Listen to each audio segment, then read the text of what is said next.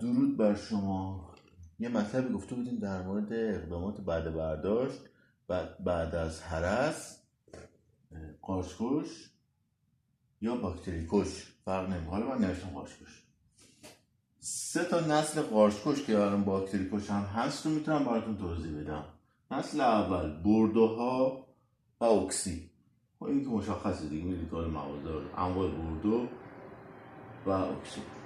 این نسل اولی بود که به عنوان باکتری کش قارچکش بود. نسل دوم چی بود؟ ترکیبات کودسم، کوپروکسی کلراید، خیلی کودهای مسی مایع.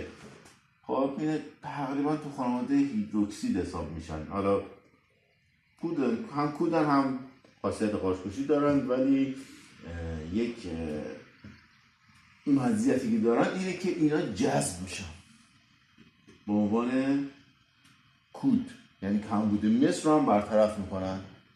خب یه مزیت داره، در کنارش یک معایب هم داره. چرا؟ در این حالی که جذب میشه ولی حالتی نیست که بخوایم با چیز قاطی بکنیم مثل نسل اول.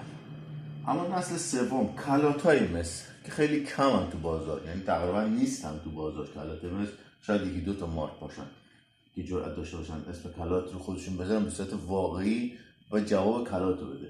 چرا میگم به صورت واقعی جواب کلات رو بده؟ فرقش چیه؟ فرقش اینه که این قابلیت اختلاط با یه سری از قارچکش‌ها به صورت کمکی رو داره، ولی مثلا این نداره. کلات همون کوده، ولی خب این داره این نداره.